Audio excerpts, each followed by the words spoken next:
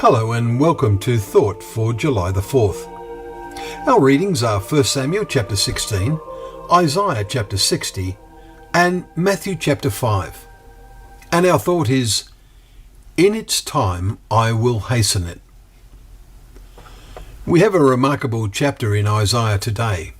A number of its verses reflect some in the final chapters in Revelation that we read a few days ago. They picture the ultimate time to come when the perfect age is reached and the whole world becomes a Garden of Eden populated by perfected people. This is what God intended from the beginning of creation, with Jerusalem as the centre of worship. In Isaiah we read, "They shall call you the city of the Lord, the Zion of the Holy One of Israel. I will make you majestic forever, a joy from age to age."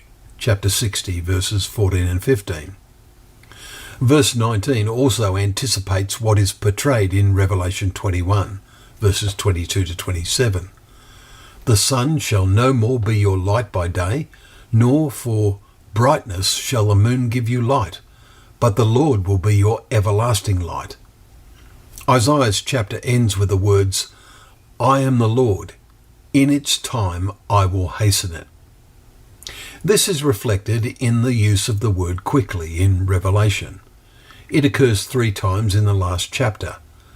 The leaders in the world today have been increasingly uncertain about the future.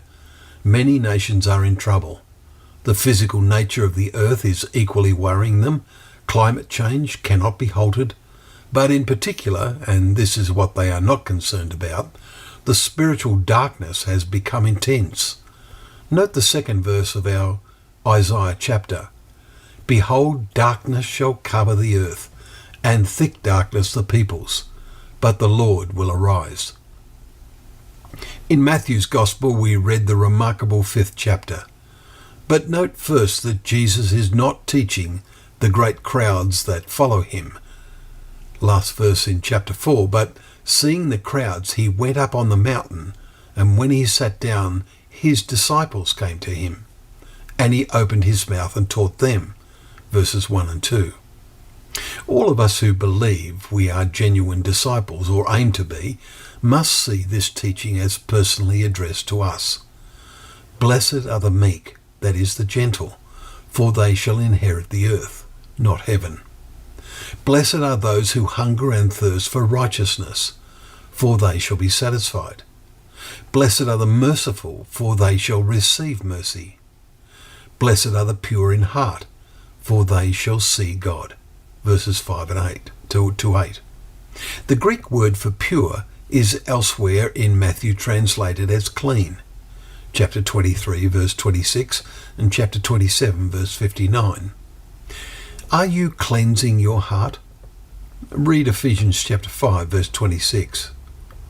But as well as cleansing, being meek, thirsting for righteousness and merciful, we must also remember Jesus said, "Love your enemies and pray for those who persecute you, so that you may be sons and daughters of your Father who is in heaven."